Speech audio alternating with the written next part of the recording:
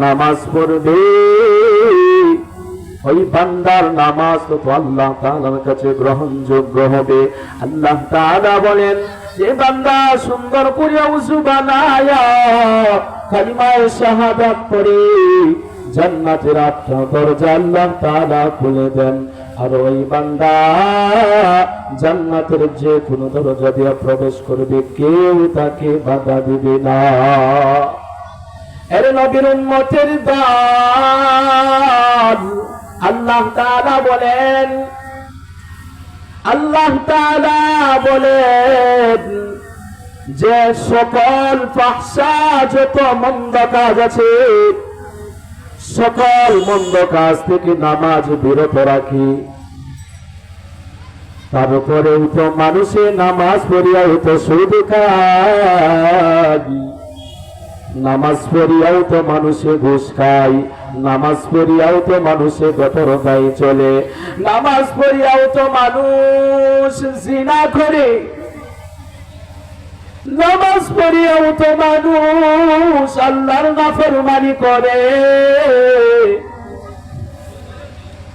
এক সাহাবী নবীজির কাছে আসিয়া বলতেছেন, ইয়া রাসূলুল্লাহ, আপনার অমুক সাহাবী তো নামাজ পড়ার পর বাহিরে গিয়া গুনার কাজ করে।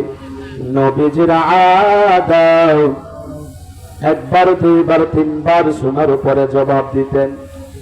নবীজি বলেন, ও সাহাবায়ে কেরাম, তোমরা তাকে কিছু বলিও না।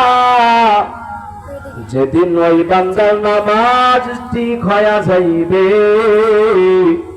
ওদিন বান্দা গুনাহমুক্ত হইয়া যাইবে। আরে নবীর উম্মতের দল,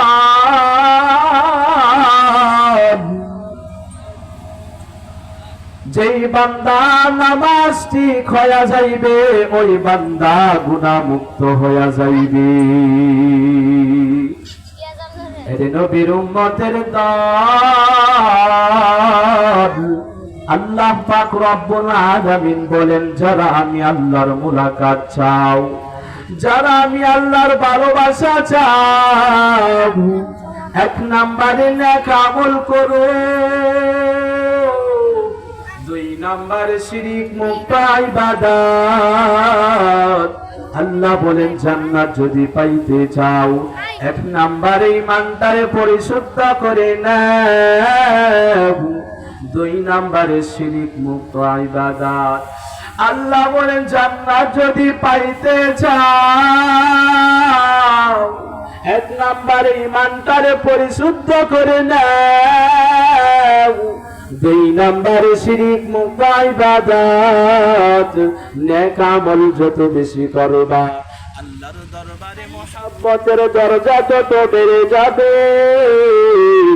আল্লাহ পাক রব্বুল আলামিন হাদিসে কুদসির মাধ্যমে মায়ের নবীকে বলেন, ও নবী, আপনি জানেন একদল প্রিয় বান্দা আছে, ওই বান্দাগুলো শুধু ফরজ ইবাদত করিয়াই ঘুমায় না, এরা এত বেশি নফল ইবাদত করে,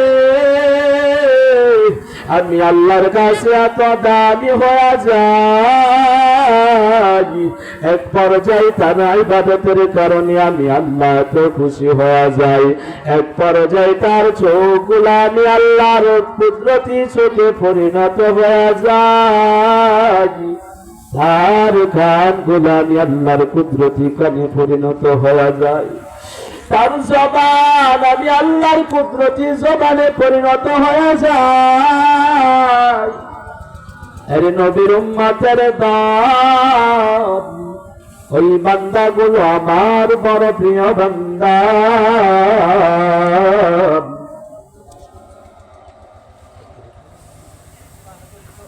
ওই বান্দাগুলো আমার বড় প্রিয় বান্দা। ওই বান্দাদের সাথে যাদের সম্পর্ক হয়ে যাইবে, ওরাও তাদের মহব্বতে আল্লাহর কাছে দাবি হয়ে যাবে।